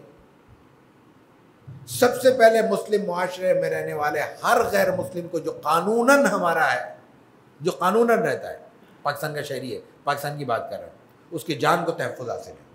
اور یہ تحفظ مسلمان کی حیثیت سے میری ذمہ داری ہے، اگرچہ کہ اصل ذمہ داری ریاست کی ہے، اصل ذمہ داری ریاست کی ہے۔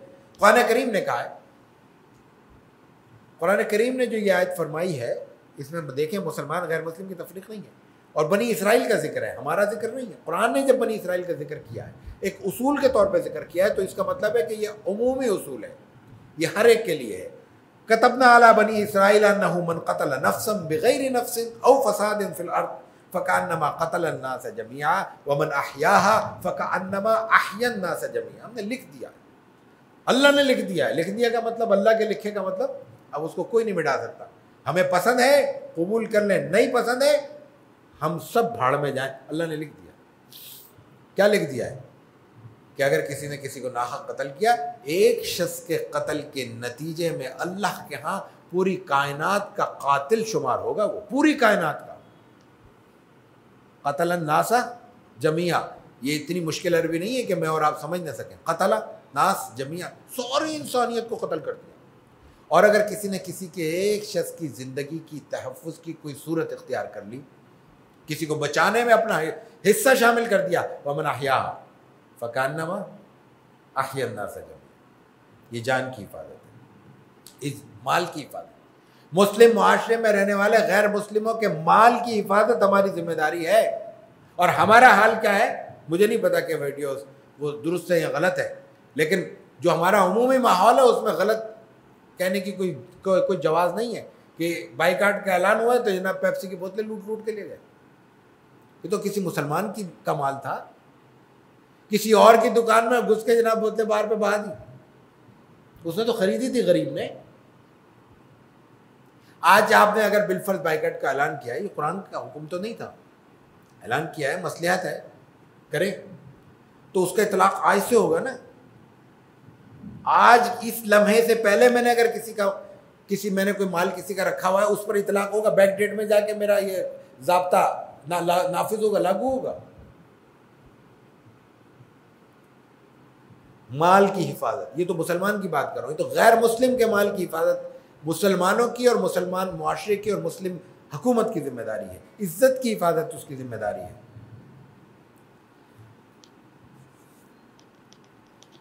اور ان کی مذہبی آزادی, مکمل مذہبی آزادی رسول اللہ صلی اللہ علیہ وسلم نے اس کی ہدایت بھی فرمائی ہے اور اس کے لیے بنیادی تقاضے آپ نے عطا کیے ہیں, ان کے احکامات عطا فرمائے ہیں. پھر مسلم ریاست میں غیر مسلم کہاں کہاں ریاستی امور میں شامل ہو سکتے ہیں. شخصی معاملات میں مکمل آزاد ہیں, وہ اپنا نکاح میں, اپنی علیحدگی میں, اپنی وراثت میں, اپنے معاملات میں, دینے میں لینے میں, وہ تمام معاملات میں ان کا آزاد ہے. اس کے ساتھ ساتھ مسلم معاشرے میں کوئی مسلم شخص کے ساتھ, کسی مسلم شخص کے ساتھ, کسی غیر مسلم شخص کو کسی غیر مسلم کے ساتھ غیر مسلم ہونے کی حیثیت سے نقصان پہنچانے کی اجازت نہیں. قرآن کریم کی نص ہے. اور دیکھیے کہ قرآن کریم نے کس زمانے میں جب نازل ہو رہا تھا, عہد نبوی ہے, صحابہ اکرام کے سامنے رسول اللہ صلی اللہ علیہ وسلم نے تلقین فرمائی ہے. لگتا یہ کہ صحابہ کو تلقین نہیں کی, مجھے اور آپ کو تلقین کر رہا ہے. یہ قرآن مجھ سے مخاطب ہے. یا ایھا الذین آمنوا کونوا قوامین للہ شہداء بالقسط, اور آگے سنیے, ولا یجرمنکم شنآن قوم علی الا تعدلوا. کسی قوم کی دشمنی آپ کو, یہ الفاظ ہیں, یہ میں ترجمہ پیش کر رہا ہوں, کسی قوم کی دشمنی آپ کو اس کے ساتھ ظلم اور عدوان پر آمادہ نہ کریں. کسی قوم کی دشمنی میں تمہیں انصاف ترک کرنے کی اجازت نہیں ہے. ولا یجرمنکم شنآن قوم علی الا تعدلوا, ہر معاملے میں عدل کرو. کیوں؟ اس لیے کہ ہوا اقرب للتقوی, وہ تمہارے لیے اللہ کے ہاں تمہارا مقام بلند کرنے کے سب سے زیادہ آسان ترین راستہ ہے. یعنی بطور مسلمان میں اگر اپنے ایمان کی سلامتی کے ساتھ اللہ کے ہاں قرب کا خواہاں ہوں تو میرا راستہ یہ ہے کہ میں ہر فیصلہ عدل کی بنیاد پر کروں, حتیٰ کہ اس راستے میں اگر کوئی دشمن آتا ہے, دشمن کا ہے, اس دشمن سے مراد ہو میری گلی کوچے کے لڑائی اور جھگڑے میں شریک میرا مخالف نہیں ہے, کسی سے تو تڑاک ہو گیا, کسی سے لین دین میں مسئلہ ہو گیا, کسی سے ہمارے برادری کا مسئلہ, خاندان کا مسئلہ ہے, وہ دشمن نہیں ہے. یا قرآن کا دشمن کہہ رہا ہے, اللہ کے دشمن کی بات ہو رہی ہے. اس اللہ کے دشمن کے ساتھ بھی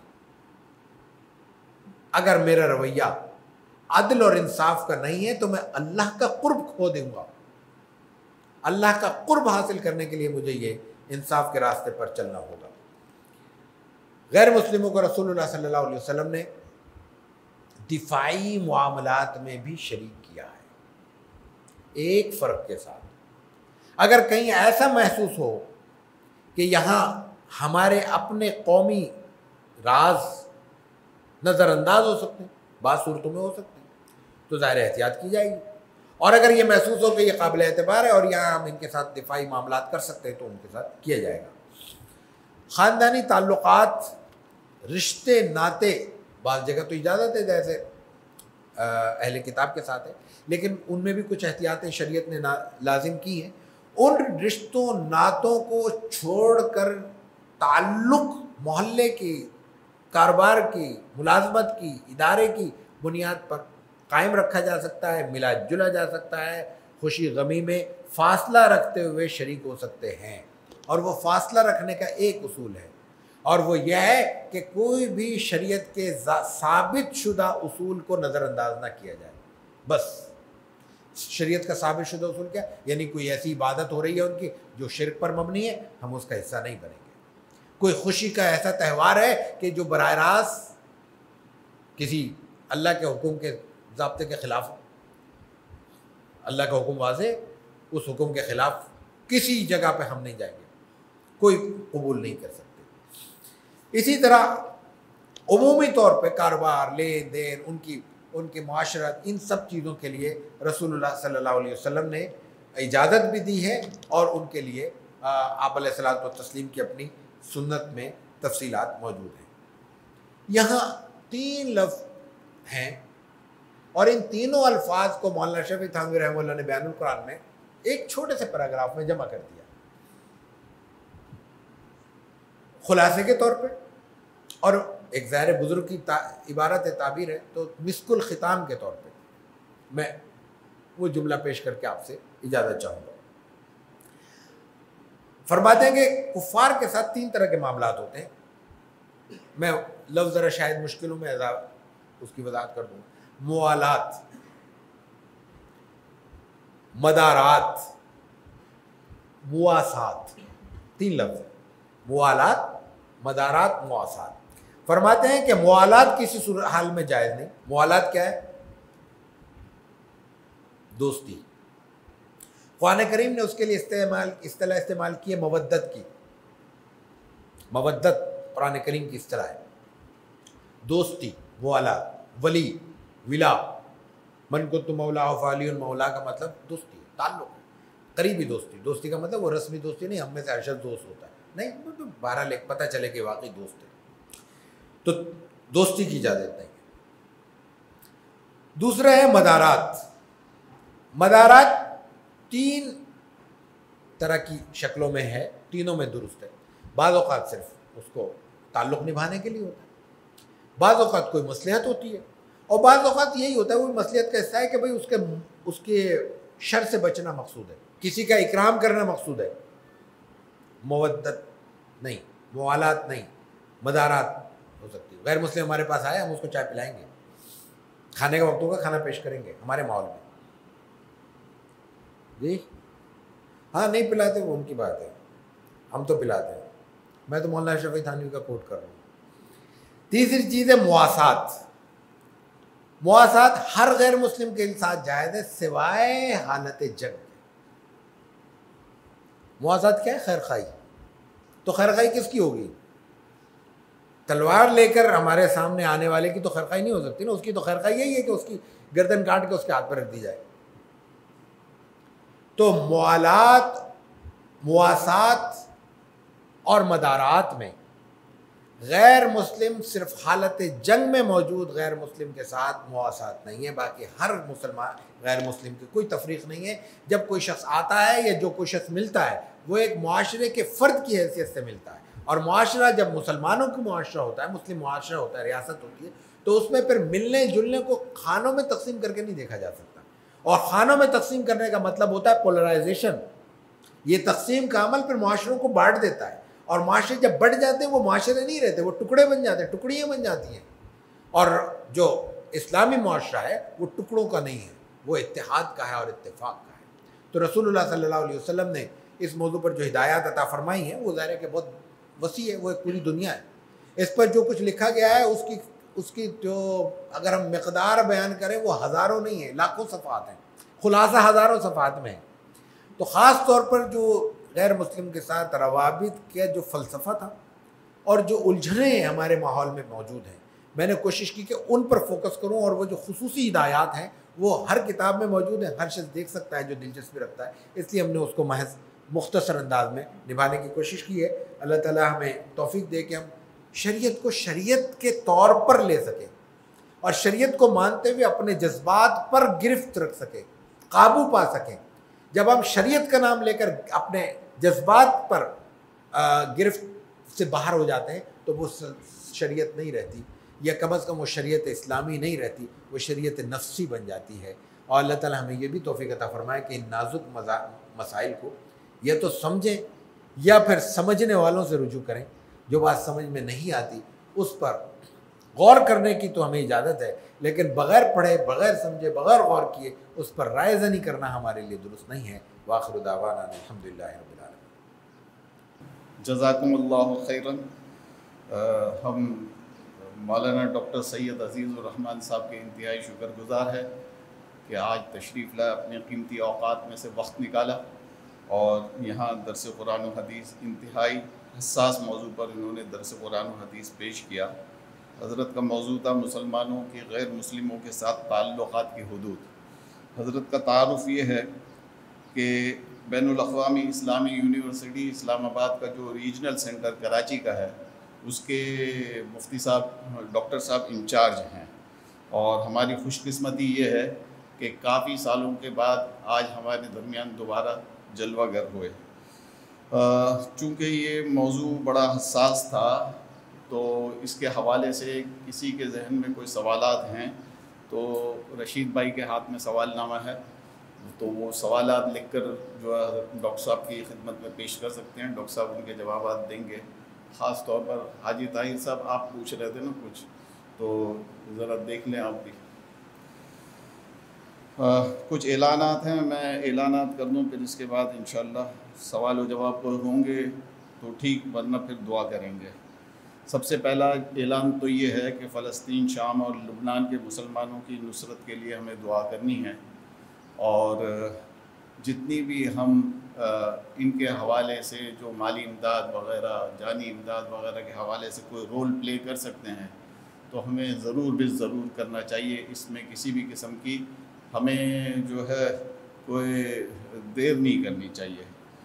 دوسری عرض یہ ہے کہ ہمارے اکابر نے اسرائیلی مصنوعات کی بائیکاٹ کی اپیل کی ہے، تو ہم تمام مسلمانوں کا، چاہے ہم مرد ہوں خواتین ہوں، اس پر عمل درآمد کرنے کے لیے کمر بستہ رہنا چاہیے اور اس کے لیے اپنا بھرپور رول پلے کرنا چاہیے۔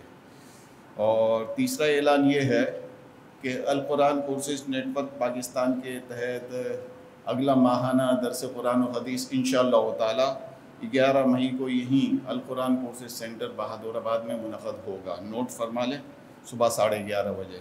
تو آپ تمام حضرات اور خواتین سے گزارش ہے کہ ابھی سے ہی کمر بستہ ہوں اور دعوت کا عمل شروع کر دیں۔ انشاءاللہ کسی اچھے موضوع پر بات کروائیں گے کسی بھی جید عالم دین سے۔ اچھا، ایک اور اعلان یہ ہے کہ جیسے کہ آپ تمام حضرات اور خواتین کے علم میں کہ ہماری یہ دروس اور ہماری یہ پروگرامات جو ہیں وہ فیس بک پر بھی نشر کیے جاتے ہیں، JTR میڈیا اور القرآن کورسز کے صفحات پر، اور یوٹیوب پر بھی نشر کیے جاتے ہیں، اور الحمدللہ ہر مہینے لاکھوں لوگ جو پوری دنیا سے جو اردو دان طبقہ ہے وہ اسے ملاحظہ کرتا ہے۔ تو انشاءاللہ تعالی آج والا درس قرآن و حدیث بھی 1 یا 2 دن میں JTR میڈیا کے صفحے پر اپلوڈ ہو جائے گا، اور اس کے فوراً بعد القرآن کورسز نیٹ ورک کے صفحے پر بھی انشاءاللہ اپلوڈ ہو جائے گا۔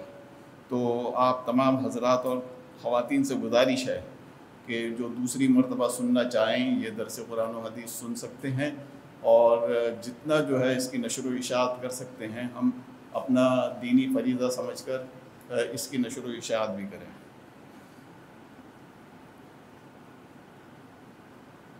ہمارا ایک درس قرآن و حدیث ہوا تھا کچھ عرصے پہلے، ڈاکٹر ذیشان صاحب نے یہ درس قرآن و حدیث دیا تھا، اور اس کا موضوع تھا اسلام میں مقدار پر معیار کو ترجیح۔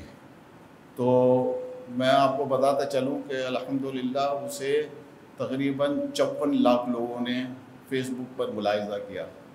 تو ہم اس سے اندازہ لگا سکتے ہیں کہ ہم یہاں بیٹھے، تعداد یہاں لوگوں کی بیٹھی بھی تو جو کم لوگوں پر مشتمل ہوتی ہے، لیکن سوشل میڈیا پر اس کی آواز پوری دنیا میں جاتی ہے۔ تو اس کو ہمیں اس کی نشر و اشاعت میں بھی ہمیں بھرپور کردار ادا کرنا چاہیے۔ حضرت شیخ الاسلام مفتی محمد تقی عثمانی دامت برکاتہم کا آسان ترجمہ قرآن آپ باہر اسٹال سے عبدالرشید بھائی سے لے سکتے ہیں۔ ہم یہ کاسٹ ٹو کاسٹ دیتے ہیں، کسی بھی قسم کا کوئی نفع وغیرہ نہیں رکھتے۔ اور اس کے علاوہ ایک اور اعلان ہے کہ میرے بھانجے محمد حنیف دیوان اور ہمارے ایک بہت اچھے دوست سماجی کارکن بھی تھے ڈاکٹر صدیق معرفانی، یعنی روزانہ وہ سینکڑوں مریض دیکھا کرتے تھے، جس میں سے بڑی تعداد ایسے مریضوں کی ہوتی تھی جو مستحق ہوتے تھے اور جن کا وہ مفت میں علاج کرتے تھے۔ ان کا بھی انتقال ہوا ہے، تو ان کی مغفرت کے لیے ہمیں خصوصی دعا کرنی ہے۔ صدیق بھائی کی والدہ کی صحت کے لیے دعا کرنی ہے، اور ہمارا جو ملک جو ہے اس وقت جو جس سیاسی و اقتصادی بحران سے گزر رہا ہے، اس کے لیے بھی ہمیں دعا کرنی ہے کہ اللہ تعالیٰ ہمارے ملک کو استحکام عطا فرمائیں۔ کوئی سوالات ہیں تو ڈاکٹر صاحب آپ ان کے جوابات دے دیں، پھر دعا بھی فرما دیں۔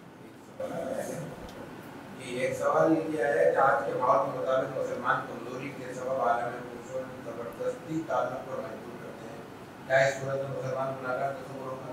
دیکھیں ہمارے یہاں جو زبردستی کی کیفیت ہے وہ حکومتوں کی سطح پر ہوتی ہے، جہاں حکومتی سطح پر کچھ معاہدے پر اس نوعیت کے مسلط ہیں جو ہمارے لیے نقصان دہ ہیں اور ہم بطور مجبوری ان میں ان کی گرفت میں ہیں، تو ظاہر ہے کہ وہ تو ہمارے دائرے سے باہر ہے۔ یعنی یہ کہ ان چیزوں کو ان چیزوں کو اگر ہم قبول نہ کریں تو ہمارے پاس دوسرا کوئی راستہ نہیں ہے۔ قرآن کریم نے واضح طور پہ کہا ہے کہ لا یکلف اللہ نفسا الا وسعہا، اس میں حکومتیں، ادارے، افراد، شخصیات سب شامل ہیں۔ یعنی میں ممکن ہے کہ ذاتی حیثیت میں کچھ نہ کر سکوں، کسی معاملے میں انتظامی طور پہ کچھ افراد مل کر کوئی اقدام کر سکیں، عین ممکن ہے کہ ہم کچھ افراد نہ کر سکیں، کوئی تنظیم کر سکے، عین ممکن ہے کہ کچھ ایک ریاست کر سکے۔ تو جو جس درجے کے ذمہ دار ہیں یا جو جس درجے میں کچھ کرنے کی صلاحیت رکھتے ہیں وہی مکلف ہیں، انہی پر اس کا اطلاق ہوگا۔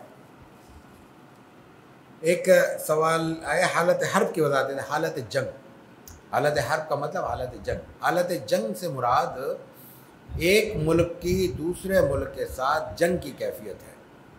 یہ جو جنگ کی کیفیت ہے یہ دو طرح سے ہوتی ہے، بعض اوقات اعلانیہ ہوتی ہے، بعض اوقات غیر اعلانیہ ہوتی ہے۔ دونوں صورتوں میں دونوں کے احکام اگرچہ تھوڑا سا فرق کے ساتھ مختلف ہیں، لیکن جب وہ حالت جنگ طے ہو جائے کہ حالت جنگ ہے تو پھر اس کیفیت میں عام حالات سے احکامات میں بعض جگہوں پہ تبدیلی آ جاتی ہے۔ جیسے میں نے عرض کیا کہ عام طور پر مواسات درست ہے، ایک دوسرے کی خیر خواہی کرنا، لیکن ایک تلوار لیے ہوئے شخص کے ساتھ دائرے کے مواسات ممکن ہی نہیں ہے، تو نفسیاتی طور پہ ایک چیز ممکن نہیں ہے تو شریعت وہ لازم کیسے کر سکتی ہے؟ اہل کتاب سے رشتہ رکھ سکتے ہیں، یہ ایک فقہی مسئلہ ہے، مفتیان کرام سے پوچھیں تو زیادہ مناسب ہوگا۔ رسول اللہ صلی اللہ علیہ وسلم کے زمانے میں جو اہل کتاب موجود تھے ان سے قرآن کریم نے رشتے رکھنے کی گنجائش دی ہے۔ اس میں بعض جگہوں پہ فقہاء کرام نے مسلمانوں کی مصلحت کے تحت ترغیباً یہ کہا کہ یہ اس عمل سے اگر آدمی دور رہے تو بہت زیادہ مناسب ہوتا ہے۔ تو انفرادی طور پر اگر کہیں کوئی شخص اس نوعیت کے کسی رشتے میں منسلک ہوتا ہے تو اس کو اجازت ہونی چاہیے۔ اجتماعی طور پر ہم پورا چلن یہ چلا لیں تو ظاہر ہے کہ اس کی وجہ سے تو بہت سارے نقصانات پیدا ہوتے ہیں۔ سب سے بڑھ کر نقصان یہ ہے کہ ظاہر ہے کہ معاشرہ ہمارا ہے، ہمارے معاشرے میں بچے بھی موجود ہیں، بچے بھی موجود ہیں، تو اگر ہمارے بچے باہر کی بچیوں سے شادی کرنا شروع کر دیں، ہماری بچیاں باہر کر دیں، تو ظاہر ہے کہ ہمارے اپنے معاشرے میں پھر ایک کمی پیدا ہوتی ہے، اور مصلحتیں، دینی مصلحتیں اگر ہم نظر انداز بھی کر دیں تو یہ تو سامنے کی حقیقت ہے۔ تو اس لیے ان چیزوں کو پیش نظر رکھ کر، اور ظاہر ہے کہ میں نے کہا کہ یہ معاملہ ایک فقہی مسئلہ ہے، تو اپنے اپنے قابل اعتماد مفتیان کرام سے مشورہ کر کے رجوع کر کے اس پہ فیصلہ کریں۔ تیسرا تھا دین اسلام کی وضاحت درکار ہے، کیا پہلے کے دین بھی اس میں شامل ہیں؟ دیکھیں دین اسلام بنیادی طور پہ ایک ہے، حضرت آدم سے رسول اللہ صلی اللہ علیہ وسلم تک۔ اس دین اسلام کے ورژنز الگ ہیں، اس کے ایڈیشنز الگ الگ ہیں، ان ایڈیشنز میں کمی بیشی کی کچھ فرق تھے۔ حتمی فائنل ورژن رسول اللہ صلی اللہ علیہ وسلم نے عطا کیا ہے، یہی چیز ہے جس کو ختم نبوت کہتے ہیں کہ اب کوئی ورژن نہیں آئے گا۔ تو جو ورژن ہے اس میں بہت ساری چیزیں شامل ہیں آلریڈی، اب جو کچھ ہے وہ قرآن کریم کی روشنی میں، رسول اللہ صلی اللہ علیہ وسلم کی سیرت کی روشنی میں بیان کیا جائے گا۔ اس سے پہلے اگر کوئی چیز بیان ہوئی ہے ہمارے پاس ثابت ہو نہ ہو، اس سے ہمیں کوئی سروکار نہیں ہے، یہ دین اسلام سے مراد ہے۔ یہودی ضروری ہے،